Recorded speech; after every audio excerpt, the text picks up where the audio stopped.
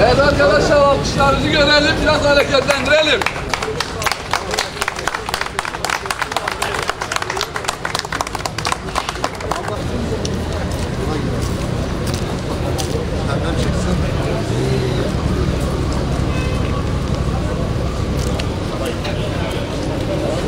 Evet.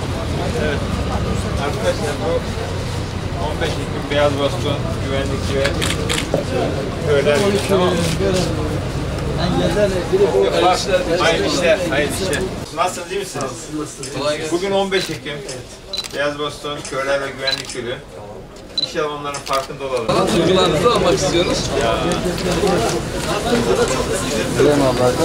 Sayın Valim, çizginin üstünden yürüyor.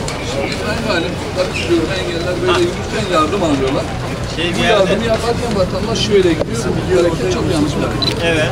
Şöyle girmesi lazım. Şimdi sen düz gidiyorsun ve görme engelli ve bir adım arkadan geliyor. Görme engelli...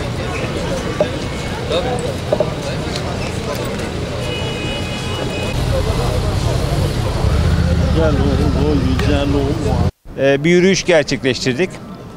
Tabii ki engellilik bir kader değil. Hepimiz birer engelli, görme, yürüme engellisi potansiyel adayız. Dolayısıyla bu insanlarımızın, bu kardeşlerimizin farkında olmamız lazım sevgili Bingöllüler. Dolayısıyla hayatı onlara kolaylaştırmamız lazım. Onların her türlü imkan ve sıkıntılarını gidermemiz lazım. Dolayısıyla hayata bir empatik bakış açısı getirmemiz lazım. Özellikle ben esnaf arkadaşlarımıza, esnaflarımıza çok rica ediyorum. Özellikle sarı bantların olduğu yerlerde bunların etrafında 20'şer santim civarında bir boşluk olmalı ki bu görmeli engelli arkadaşlarımız rahat bir şekilde gidebilsinler. Maalesef nadir de olsa bazen görüyorum. Kasıtlı değil ama bilgisizlikten kaynaklandığını düşünüyorum. Özellikle bu sarı bantlara esnaflarımız malzemelerini koyuyorlar, sergilerini sergiliyor. Hem kaldırımda yürüyüşleri normal insanların bile yürümesini zorlaştırdı. Kaldırımda da arkadaşlarımız, bu görmeli engellilerimiz hakikaten çok büyük sıkıntı çekiyorlar. Dolayısıyla ben bu konuda biraz daha duyarlılık bekliyorum. Yine karşıdan karşıya geçişlerde Bingöl'de ona da çok dikkat etmemiz lazım. Normal vatandaşlarımız ve görmeli engelli vatandaşlarımızın karşıya geçişlerinde mutlaka yol vermemiz lazım.